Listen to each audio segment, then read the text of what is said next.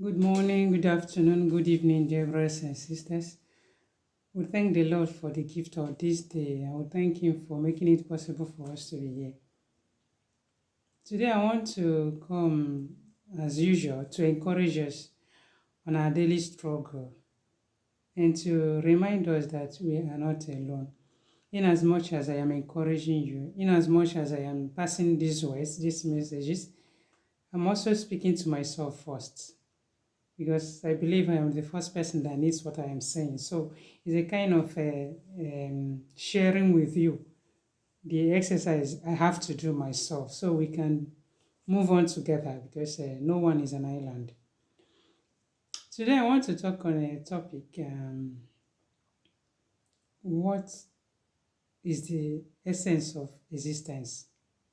Why do I exist? What is the need of existing?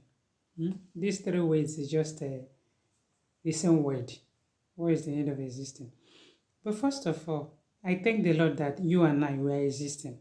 I thank the Lord that you and I we are still alive, despite the difficulties, the challenges, the ups and downs, the moment of giving up, the tears at night, the joy we share in the morning, uh, the loneliness, the I don't know how to put it, that people are going through.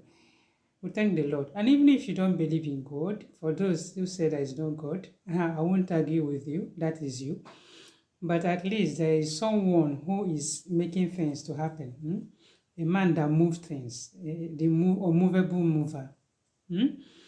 We thank Him who makes it possible that there is air that we can breathe, even if when we don't recognize us, that there is a power making all those things to come through. So thank that power, who is the highest power of everything. Because you and I cannot produce air, and you and I don't know where it's coming from. But I know there is an invisible power that makes it happen. Someone who gives life, who makes it possible for you and I to come alive. The meeting of a man of a woman can produce human beings like you and I. So there is a being, there is a power that makes it possible. So unto that power, I said, all glory. For those who do not believe, there is who is called God. Now, coming back to my sharing, to my encouragement, and to my topic, what is the need of my existence? Many people have asked this question. Something must have provoked it. Because you can't just wake up and start saying something. You can't just wake up and start bringing out where something must have made an experience, lived, had so many things that made you to say, but what is the need of all this? What is the need I'm existing? What is the need that I am still alive today? My dear brother, my dear sister, you are existing because the world needs you. You are existing because you are important. You are existing because you are unique. Without you, the world will not be complete. So, without you, your mission will not be what you are supposed to do in this life to make the life continue will not be accomplished. So that is the reason why you are existing. And I know in situations that people are living, hardship, loneliness, I don't know, whatever type of situation that must have pushed you to say something like this is something very serious. But I want to remind us, just as I said before, you are not alone in your suffering. Each and every one of us, we are living a situation. Sometimes becomes unbearable. You're not alone. When you listen to see people's experience, when you listen to their story, you close your own mouth. When I listen to people talk, I say, God, I don't even have problem. My family don't even have challenges. That means I still have reasons to thank the Lord. Sometimes just put up time to listen to people talk. Just give them opportunity to share with you. And those who say that we run to God, or especially the Africans, even our African brothers are saying we go to God, we will talk about God because we are poor, because we have difficulties. They'll tell you that white people don't go to church. That is a typical lie. Capital lie. You may be in an area where people don't take church serious or God serious, but that does not mean that all Europeans are the same thing. I have seen how, I've heard how they run to church, they ask for prayers, for Catholics, how they book mass, for healing, for God's mercy, for God to visit their problem. As in just the way you and I are going through pains, that is how they are going through pains. It's true that their own country is more developed. They have opportunity to say many things, job opportunity, all those things, but as suffering is the same thing everywhere. I've heard so many of them saying that, honestly, there is no need that I am existing because it's as if God hates me. It's as if whatever I put my hand is not going. I've been suffering since I was born. The same complaint that our people complain in Africa, that's just the same complaint I hear and I see. So when people tell you that there is no God or as Africans go to God or because they are poor, that is not true. What you are going through, everybody, so many people are going through the same thing. Not everybody, because all hands are not equal. Everybody has his or her own reality. Even in my place, when I just look around me, I see that hands are not equal. People are different. People are living more better. People are living better. People are living little. What does it say? People are poorer. So it depends on where you are. But just to tell you that all hope is not lost. It's not because you are going through these difficulties that you keep lamenting and lamenting and lamenting. I'm going to treat a topic that talks about taking a bold steps into Thanksgiving, even despite your difficulties, but it's going to come later. Today is just, why am I existing? And as I said it, you're existing because you're important. Those problems you're passing through is no more than you. God is capable of turning those situations into joy, changing your situation. The only thing you have to do is to pray, trust God, and give Him time. Sometimes also, we could contribute to our own suffering. We could contribute, we could close our door to our own blessing by the way we treat others, by the way we interact, by the way we handle those that do business. How do you do your business? If this thing is sold at this price, tell the person it is at this price. Or if you are doing handwork, this thing is this is the price that is being done.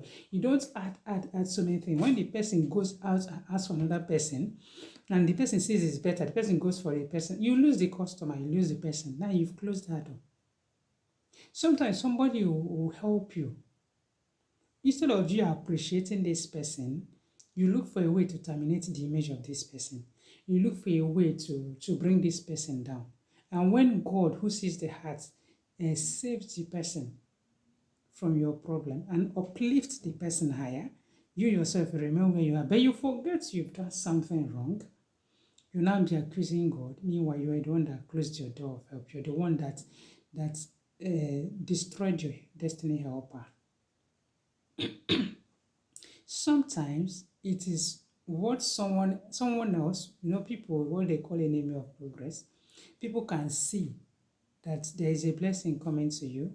God is trying to help you to do something, and they just come and stand on your way by saying things or blocking your way one way or the other. Be careful that you're not this type of person, because if you become a hindrance for this person, nature takes notice. I always say, you may escape this one, but mind you that you have generations to come. Mind you that you yourself, you could meet other experience. And you need someone somewhere. So the existence here, as in your existence, is not a mistake. Your existence is because you are needed. Your existence is because you're important. Don't allow yourself to be carried, to be built up with negative thoughts. Sometimes we allow negativity to fill up our head. I will now say that there is nothing good that will come out of me. Somebody will tell you you're just useless. You can't do anything. You're just there. People can really talk with their mouths. And if care is not taken, if you pick those words and put it in your mind, you are dead already. Because this person killing you with a mouth and you allowed yourself to be killed, you can no longer move. Because once you want to move, you see those things that person and you believe it's true, but it's not true. This person has said what he or she thinks, but God has not said that about you. It must get to your mind. God, I know I am this one. I know I've made this mistake. I know that these people are saying this, but God has not said the final word about me. So my existence is because God is still speaking. I am alive because God is still working with me. God is still, because the project of God about me in my life has not finished. The youth, be mindful of what you listen to. Unfortunately, these are our days, because of hardship, suffering, and all that. You see many fake prophets and fake prophecies. They will keep telling you negative things, negative things, negative things. Nobody will ever encourage you on something. Nobody can ever appreciate the little that you are doing. And you allow yourself to be killed with those things they're saying. It is the Lord who says the final word. Even if those things are not moving well for you, your existence now are not the way you planned it, there is still a greener pasture. God is taking you to somewhere. Don't end there. Your life has not ended. Your life cannot end in difficulty. The suffering you are going through today is not the end of your life. Instead, just take it as a way of God forming you for something, preparing you for something greater. So don't give up. Don't give attention to depression. Don't give opportunity for the devil to destroy you with those things that are happening, those things happening around you. Keep your faith high. Keep your head higher. Always remember that once there is light, there is hope. You keep struggling. That God who created you without you, He can never abandon you to suffer. And even if it's your own mistake, even if you've made mistakes in life, because we're all human beings, we can do anything. One who you are seeing that is doing so well today, tomorrow can do things unbelievable. That is why we are human beings. That is our nature. So if you've realized you've made mistake, go back to God. Lord, I realize I've made mistake. I've wronged. I've done so many things. God is so merciful. He's so merciful that He can help you rebuild your world, can make you a new person. You see that from your mistake, you've learned things, you have the experience. Now you can move on and do something better. People will be saying, hey, is it this person? He or she has really changed. Though. This person wasn't like this. It's because you have learned by your mistakes. It's because you didn't allow those things, those experiences bring you down, because you saw something better.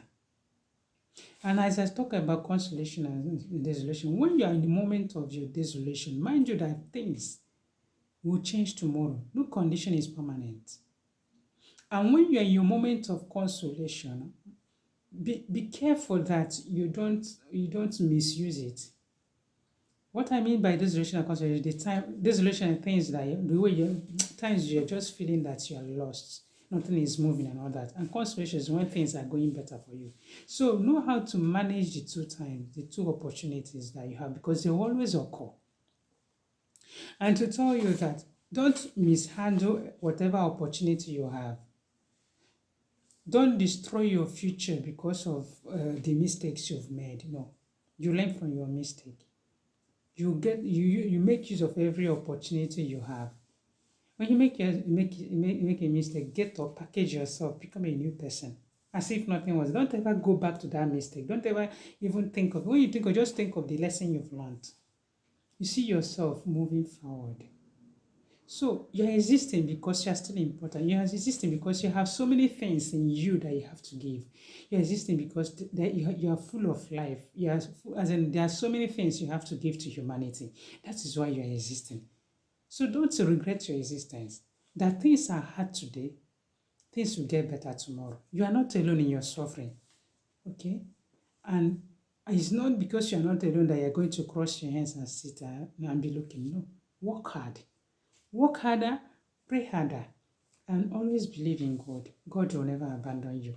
May the good Lord console those that are suffering, those that are weeping, help those that are struggling, and touch the heart of those who are doing nothing to start doing something, because who does not work will not eat. May the Lord bless you and keep us from all evil. Amen.